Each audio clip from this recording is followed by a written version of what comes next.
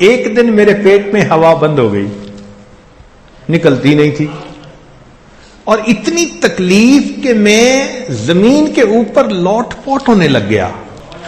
ایک دفعہ حضرت تشریف لائے اور فرمانے لگے فقیرو، یہ الفاظ کہے فقیرو، پھر خاموش ہو گئے۔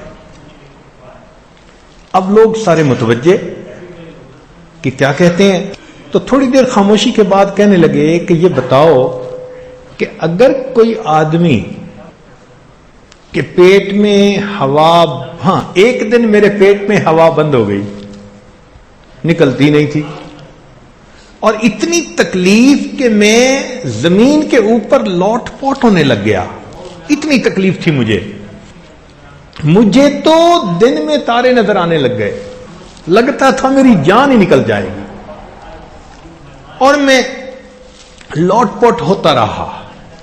اب سارے حیران ہیں کہ یہ کوئی بتانے کی بات ہے جو حضرت صاحب سارے لوگوں کو بتا رہے ہیں کہ پیٹ میں ہوا بند ہو گئی اور نکل نہیں رہی تھی، اور میں لوٹ پوٹ ہو رہا تھا، اور مجھے تکلیف ہو رہی تھی، اور جان نکلنا نظر آ رہا تھا۔ حیران دیکھ رہے، اور حضرت اسی کو کھول رہے ہیں، مجھے اتنی تکلیف۔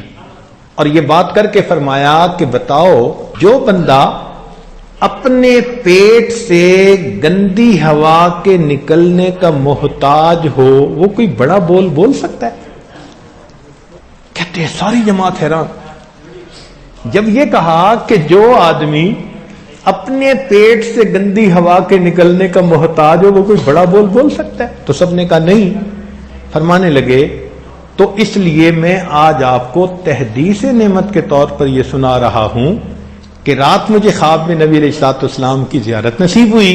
نبی علیہ السلام نے ارشاد فرمایا، فضل علی، جیسے متبع سنت جماعت تو نے تیار کی ہے، من حیث الجماعت دنیا میں موجود نہیں ہے۔ یہ الفاظ فرمائے۔ اللہ اکبر کبیرہ، یہ تقویٰ تھا ان کا، اللہ کے ہاں قبولیت تھی، فنا فی ذکر تھے، ایک ایک سنت دیہاتی نوجوان بوڑھوں کو بھی سکھایا کرتے تھے۔ سنت کا اہتمام اتنا تھا